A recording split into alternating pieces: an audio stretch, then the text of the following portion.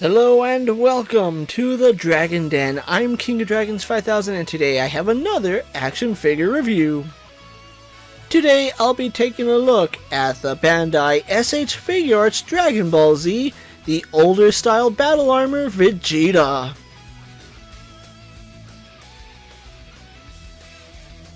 And so here we have Vegeta posed and out of the packaging, and Bandai has done a decent job here with Vegeta.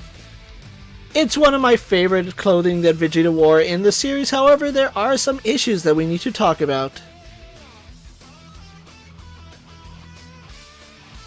Vegeta is gonna come with 5 different faceplates, several sets of hands for various style posing, a set of arms with his arms folded, and interchangeable parts to have clean armor and battle damaged armor.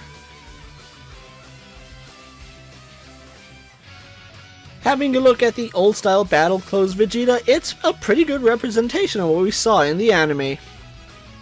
The darker clothing does look good on Vegeta, however his proportions are a little bit off.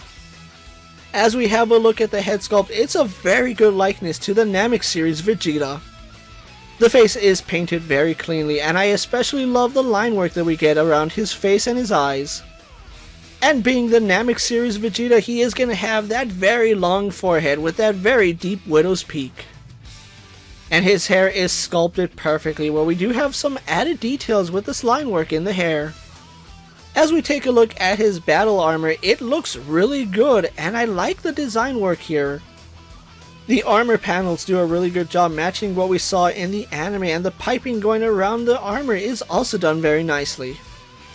The brown pieces of armor on his stomach and his back are actually painted very cleanly, and I believe they're molded in this brown plastic. As we take a look at his arms, you can see that the shoulders are a little bit disproportionate, as Vegeta's shoulders weren't this big in the Namek series. Vegeta's shoulders should be a little bit smaller here, but the rest of his arms is actually done really nicely. That very dark blue does a really good job highlighting the suit that we saw in the Namek arc, and I like the fact that he still carries over the white gloves. As we move on to his legs, it's pretty standard when it comes to Vegeta figures, as it carries over that deep royal blue. Though not as apparent as other figures, we still get some pretty good definition in Vegeta's legs. And I like the small detail that we do have a little bit of wrinkles at his knees.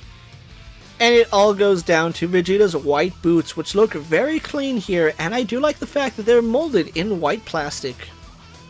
And they are your standard Vegeta boots, where they do have this really nice sculpt work around the ankles, and it comes to a point at his toes.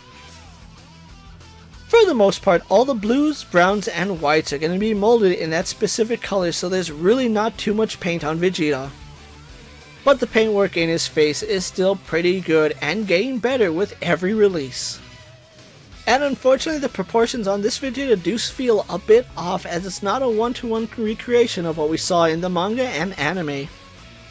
So with the paint and details out of the way, let's have a look at how Vegeta compares to our usual suspects.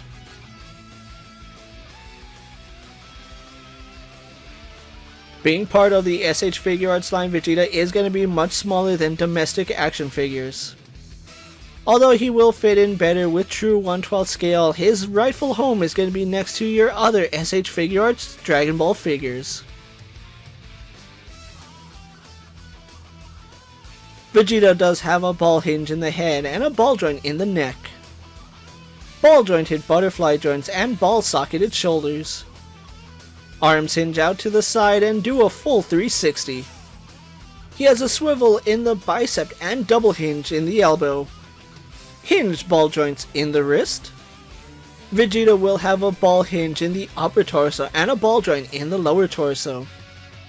His legs will kick forward, kick back, out to the side, and have a thigh swivel. He will have a double bend in the knee, a double ball joint in the ankle, and finally a toe hinge.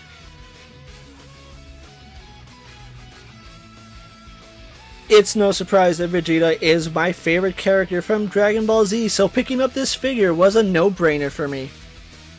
However, this figure is just decent overall. There's a lot of things that Bandai did right with this figure, but there's a lot of things that they did wrong. One of the positives of this figure is how nice the face sculpts are on Vegeta, as they are very specific to certain scenes, but they did an excellent job with every single face. The paint job on the faces should also be commended, as they look very accurate to what we saw in the anime and the manga. And the fact they were able to mold most of this Vegeta in specific colors, meaning there was very little paint error on this figure.